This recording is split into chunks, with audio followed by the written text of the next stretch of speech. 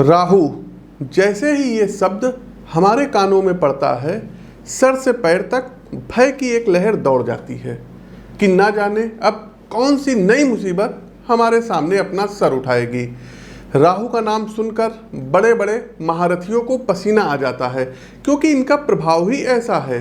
सोचिए, जो ग्रह स्वयं ग्रहों के राजा सूर्य को एक निवाले की तरह अपने मुंह में रख सकता हो, उसकी शक्ति कितनी विस्तृत और प्रभावी होगी। मित्रों, राहु से हमारा भय अनायास नहीं है। चूंकि आसुरी प्रकृति का ग्रह है राहु, इसलिए परिणाम भी उसी के अनुसार ही देता है। पर ये आधा सच है। जी हाँ, ये आधा सच है। यदि ठीक तरीके से समझें और राहु की अत्यंत विस्तृत शक्तियों को ठीक तरीके से प्रयोग करें तो यकीन मानिए, चुटकी बजाकर ये आपको जमीन से आसमान पर बैठा सकता है। सोशल मीडिया हो गया, इंफॉर्मेशन टेक्नोलॉजी हो गया जिसको आईटी बोलते हैं, शेयर मार्केट हो गया, राजनीतिक गठजोड़ हो गया, इन सभी क्षेत्रों में राहु अपना डंका बजाता ही बजाता है। यदि आपकी जन्म कुंडली में राहु योग कारक ग्रह के साथ शुभ स्थितियों में विराजमान हो जाए तो सारी दुनिया मिलकर भी आपको सफल होने से नहीं रोक सकती है। सामान्यतः राहु तीसरे, छठे, 10वें और एकादश भाव में सर्वाधिक शुभ माने जाते हैं। प्रिय साथियों, राहु का गोचर 30 अक्टूबर को दोपहर 2:13 पर वक्री गति से होते हुए मीन राशि में होने जा रहा है, जहां ये 18 मई 2025 तक विराजमान रहेंगे। चूंकि ज्योतिषीय दृष्टिकोण में राहु अत्यंत महत्वपूर्ण और बड़े परिणाम देने वाला ग्रह है, 18 महीने का इनका गोचर होता है, इसलिए राहु का गोचर भी समाज को बेहद अंदर तक प्रभावित करता है। मेरा वादा है साथियों आपसे कि राहु गोचर का ये वीडियो देखने के बाद आपको कहीं और भटकना नहीं पड़ेगा, डरना नहीं पड़ेगा। ज्योतिषी लोग बहुत डराते हैं राहु केतु के नाम पे। डिटेल से हर राशि पर बात होगी और एक विश्वसनीय मार्गदर्शन आपको दिया जाएगा। तो चलिए गजानन महाराज का स्मरण करते हुए अपने इस कार्यक्रम को प्रारंभ करते हैं। आगे बढ़ने से पहले आपको बता दें साथियों कि प्रस्तुत गोचर आपकी चंद्र राशि व आपकी नाम राशि दोनों पर संयुक्त रूप से आधारित है। तो इसको आप अपने नाम राशि से भी देख सकते हैं, चंद्र राशि से भी देख सकते हैं। एक बात और बताना चाहेंगे साथियों, उपाय हम बिल्कुल अंत में बताएंगे, वो सभी के लिए प्रभावी होंगे। साथ ही साथ यदि आप अपनी जन्म कुंडली का व्यक्तिगत तौर पर विश्लेषण कराना चाहते हैं तो लखनऊ में आप हमसे मिल सकते हैं, स्क्रीन के दिए गए नंबरों पर संपर्क कर सकते हैं। प्रत्येक माह हमारा दिल्ली आगमन होता है, तो उसकी जानकारी भी आप स्क्रीन के दिए गए नंबरों पर ले सकते हैं। आगे बढ़ने से पहले साथियों कुछ हमारी प्रिडिक्शंस है, जो कि जब ये राहु का गोचर होगा उस दौरान देश विदेश में होगा, तो क्या कुछ वो प्रिडिक्शन है सबसे पहले हम आपको बताए दे रहे हैं। देखिए, कई स्टेट के चुनाव है और तमाम लोग कहते हैं कि पंडित जी जो है स्टेट इलेक्शन के बारे में आप बताइए, तो उसका एक अलग से वीडियो हमारे चैनल पर आएगा। लेकिन अभी हम आपको बता दे रहे हैं, जैसे मध्य प्रदेश में इलेक्शन है, तो मध्य प्रदेश में इस बार बीजेपी के हाथ से सत्ता जाती हुई जो है दिख रही है और कांग्रेस यहाँ पर सरकार बनाएगी। दूसरा आते हैं छत्तीसगढ़ में। छत्तीसगढ़ में दर्शकों कांग्रेस की सरकार है और एज इट इज़ कांग्रेस की ही सरकार अभी बनी रहेगी, तो छत्तीसगढ़ और मध्य प्रदेश दोनों जगह कांग्रेस ही कमबैक करेगी। तीसरा दर्शकों, हरियाणा की हमारे पास तमाम जो है कुंडलियाँ आई थी जो है इलेक्शन से संबंधित, तो हरियाणा इलेक्शन में इस बार बड़ा उलटफेर हो जाएगा। अभी जो गठबंधन की इनकी सरकार चल रही है, तो बीजेपी सत्ता से जा सकती है और यहाँ पर भी कांग्रेस की सरकार आती हुई दिख रही है। दूसरा तेलंगाना में इलेक्शन है दर्शकों, तो तेलंगाना में केसीआर राव तीसरी बार फिर से ये मुख्यमंत्री बन सकते हैं, उनको कोई खतरा नहीं है। साथ ही साथ दर्शकों एक बात और बताना चाहेंगे कि राहु गोचर में ही 2024 लोकसभा के भी चुनाव होने हैं। तो दर्शकों उसका वीडियो हमारे चैनल पर जो है पड़ा हुआ है, फिर से एक वीडियो हम और बना करके अपलोड करेंगे। 2024 में भारत में लोकसभा चुनाव में बीजेपी फिर से सत्ता में आएगी और नरेंद्र मोदी तीसरी बार प्रधानमंत्री पद पर सुशोभित होंगे। ये हमारी प्रिडिक्शन है, ये आप लोग नोट कर लीजिएगा। एक बात और बताना चाहेंगे, राहु का गोचर अगर भारत की कुंडली से देखा जाए, वृषभ लग्न की कुंडली है, तो लग्न से 11वें हाउस में हो रहा है। और अभी हमने अपने जो है मतलब स्टार्टिंग में बताया कि एकादश राहु अच्छे होते हैं, तो भारत की क्रय शक्ति बढ़ेगी, जीडीपी जो है ग्रोथ बढ़ेगी। साथ ही साथ दर्शकों, राहु एक ऐसे ग्रह हैं जो अपने से जो है गुरु और केतु की भांति अपने से पंचम, सप्तम और नवम दृष्टि देते हैं। हर एक ग्रह सातवीं दृष्टि देते हैं, लेकिन राहु को बीटो प्राप्त है, तो अपने से पांचवें, सातवें और नवीं इनकी दृष्टि रहती है। तो भारत के 11th हाउस में जो है राहु का गोचर हो रहा है, और राहु की जो पंचम दृष्टि है ये भारत के पराक्रम भाव पर पड़ रही है। तो अगर कुछ जो है सीमा पर कुछ मूवमेंट होता है तो भारत अब पराक्रम बहुत ही द्रुत गति से, तेज गति से दिखाएगा। साथ ही साथ दर्शकों, सीमा पर कुछ जो है छोटी मोटी जो है टकराव की संभावना है। इसके अलावा दर्शकों, हमने भूकंप को लेकर के देखिए प्रिडिक्शन की थी जब मंगल जो है अस्त हुए थे। 23 तारीख को हमने वीडियो बनवाया था और हमारे चैनल पे शायद 28 या 29 जो है क्या कहते हैं सितंबर को पब्लिश हुआ था। और अभी अगर देखा जाए तो 3 अक्टूबर को नेपाल में बहुत बड़ा भूकंप आया था, और हमने स्पेशली नाम लिया था कि नेपाल में भूकंप आएगा, भारत में आएगा।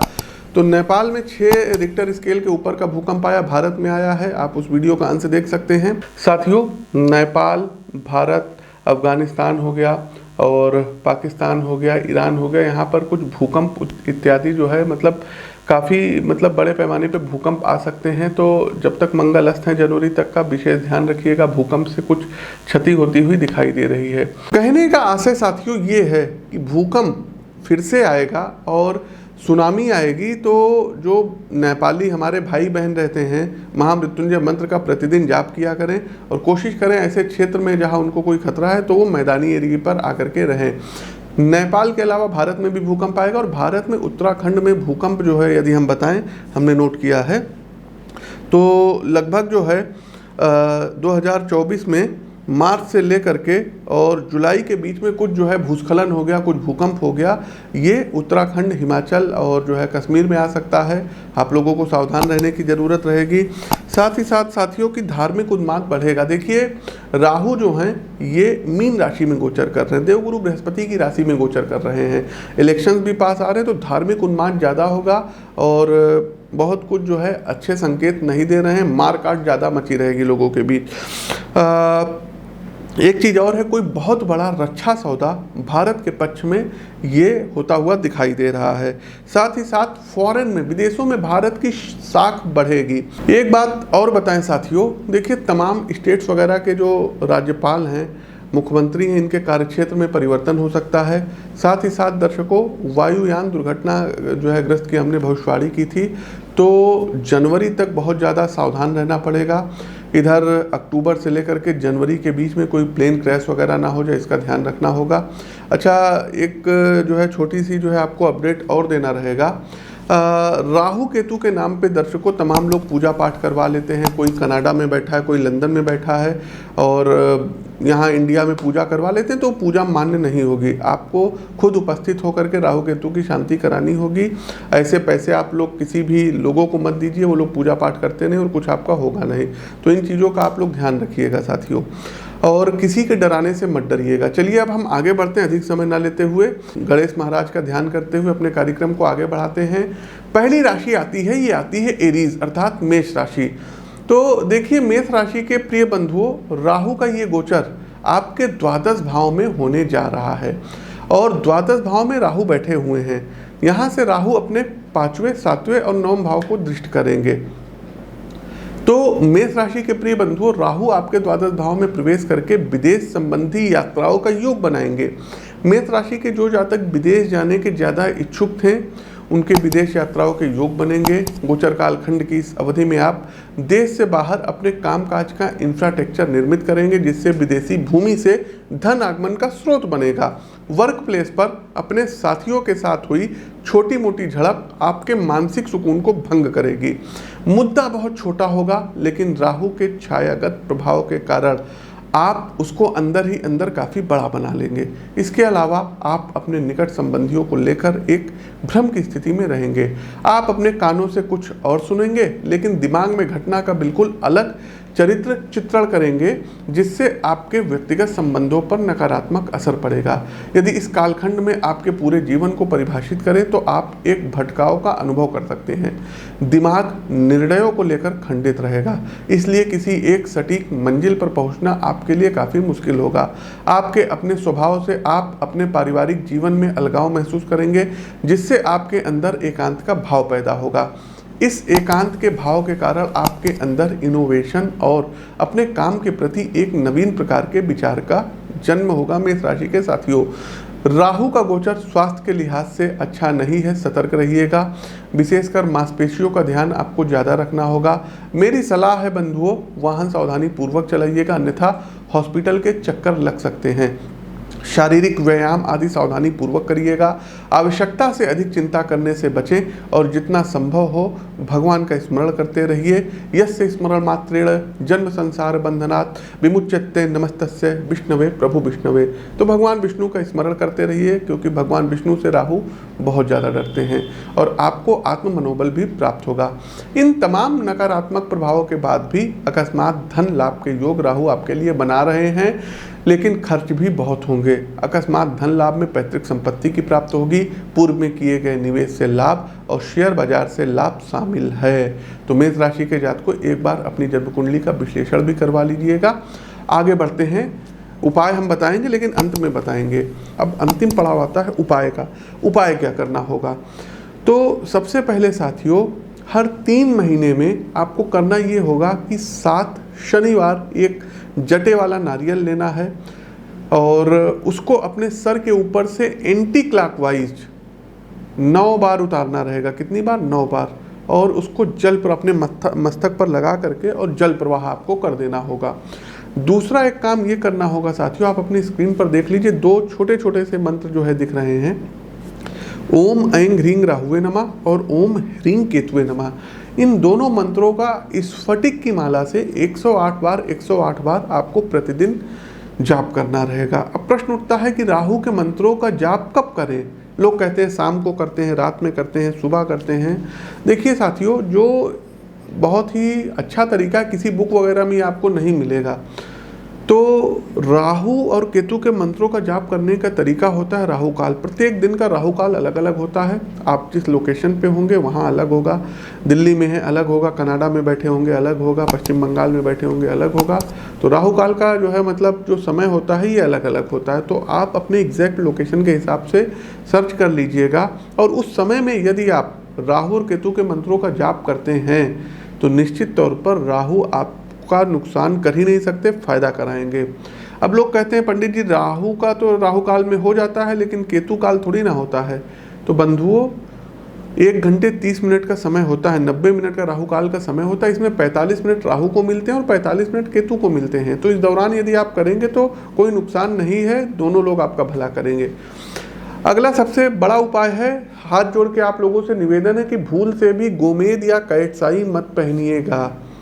राहु का जो पत्थर आप लोग पहन लिए हैं, गोमेद पहन लिए हैं, मत पहनिएगा, आपका सर्वनाश कर देंगे, विनाश कर देंगे और फिर बाद में आप लोग रोते रोते हमारे पास आएंगे। बिल्कुल मत पहनिएगा, पहने हैं तो उतार दीजिए। राहु और केतु के जो जेम स्टोन होते हैं ना, ये दान करने के लिए होते हैं, ये पहनने के लिए नहीं होते हैं। राहु केतु छाया ग्रह के रूप में विद्यमान हैं, इनकी अपनी कोई एनर्जी नहीं है। स्टोन उन्हीं ग्रह के पहने जाते हैं जिनकी अपनी एनर्जी होती है। इस बात का आप लोगों को ध्यान रखना होगा। अगला एक काम ये करना होगा कि कोशिश कीजिए नो मून अर्थात अमावस्या वाले दिन, खास करके जो गर्दन के ऊपर विकलांग लोग हैं, जिनकी आंखें नहीं हैं, जो डीफ एंड डम्ब है, गूंगे हैं, बहरे हैं, उनके आश्रम में आप जाइए और नो मून अमावस्या वाले दिन खाने पीने की वस्तुओं को ऑफर करिए। तो ये आपको करना होगा। साथ ही साथ साथियों अपनी जन्म पत्रिका का विश्लेषण जरूर करवा लीजिएगा। बिना पत्रिका के विश्लेषण के उपाय आप करिए, मंत्र वगैरह करिए, ठीक है, लेकिन अधिक उपाय आप लोग मत करिएगा। अपनी कुंडली का विश्लेषण करवा के करिएगा। आप लोग डॉक्टरों पर पैसा खर्चा कर सकते हैं, कंसल्टेंसी पे कर सकते हैं। तो एक ज्योतिषीय परामर्श छोटा सा लेना, ये आपके सुख और सौभाग्य में वृद्धि कराता है। तो अपनी वाणी को विराम देते हुए ज्योतिष के इस मंच से मैं पंडित आशीष वत्स आप सभी प्रबुद्ध जातकों से विदा लेता हूँ। नमस्कार। ओम नमो भगवते वासुदेवाय।